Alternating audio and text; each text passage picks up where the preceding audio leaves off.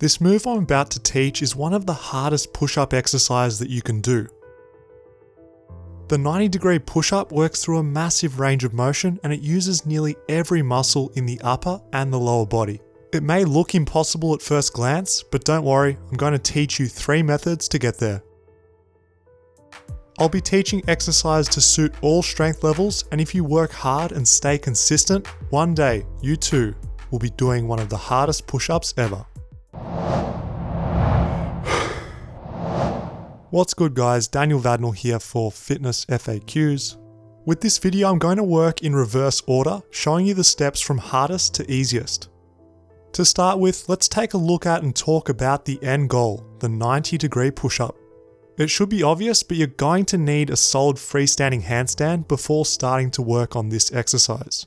In addition to the handstand, you should also be strong enough to do at least 3 handstand push-ups in order to have the base necessary for unlocking the 90-degree push-up.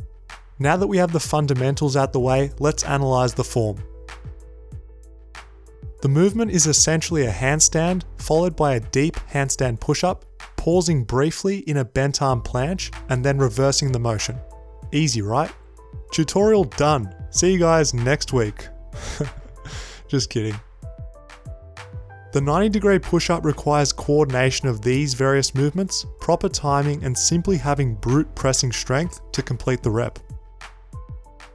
Shape and alignment is key for maintaining the body tension needed to not only demonstrate an aesthetically pleasing push-up, but also to make the exercise easier to do. From the handstand position, engage the midsection by pulling the ribs down, aiming to maintain a posterior pelvic tilt and squeezing dem glutes.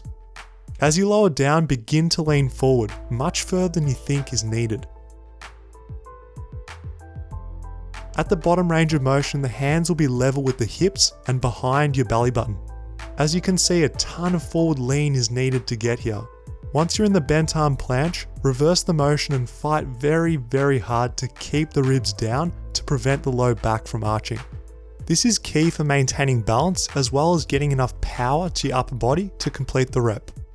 Those who have the balance and coordination from the handstand to the bent arm planche but aren't strong enough to go up should try the straddle version.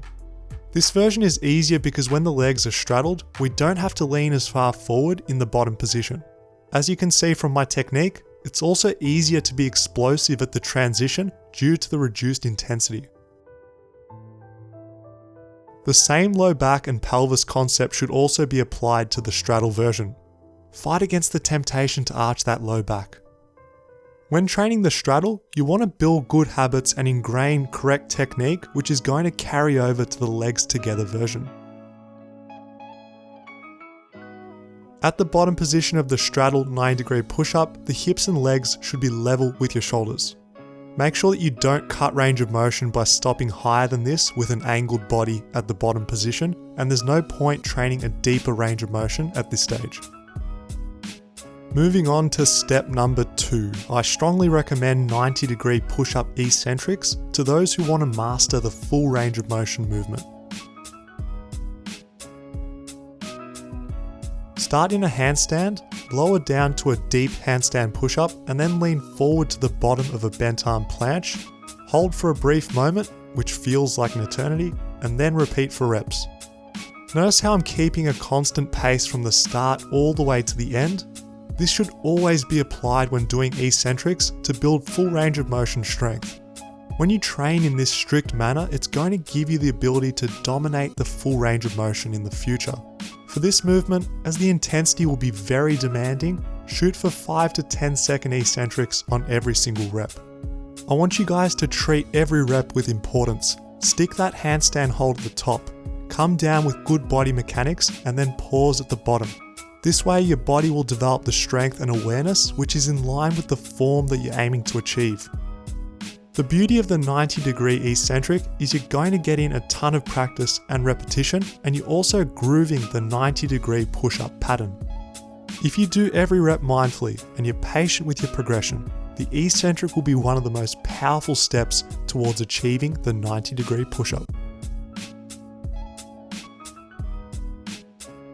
Remember, if this is too hard for you, you can always do straddle eccentrics instead to build up your strength. Don't worry, those of you that are beginners or intermediates, I didn't forget about you either. The feet supported 90-degree push-up is a great exercise for developing fundamental pushing strength. This exercise is essentially a modified Hindu push-up, and with this one, we're focusing on a maximum forward lean at the bottom position. When viewed from the side, the shoulders, hips, and feet should all be level and in alignment. After lowering down and leaning forward, reverse the motion, opening up the shoulders to the top of a pike push-up. Can you see the similarity in the shoulder and elbow angles in this exercise compared to the freestanding 90-degree push-up? What makes this specific push-up variation so great is it mimics the strength demands of the 90-degree push-up. With this one, we're practicing the coordination of completing that huge forward lean while keeping the core engaged, and then teaching the body to stay tight as we come back to the top of the pike push-up. Even if you're someone who can bust out a handful of handstand push-ups, this supplementary pushing exercise may just target the weak links that are holding you back from the 90-degree push-up. If you learned something new and enjoyed today's video, drop a thumbs up to show your support for FitnessFAQs. Now, I'm sure there's some of you watching this that are still thinking the 90-degree push-up is still impossible, surely it can't be done. Guys, in order to get there, what you must do is break down exercises into their easier progressions and then follow a workout program in order to reach these high-level skills. For full training programs and to join our bodyweight community, visit fitnessfaqs.tv and learn how to master your body today.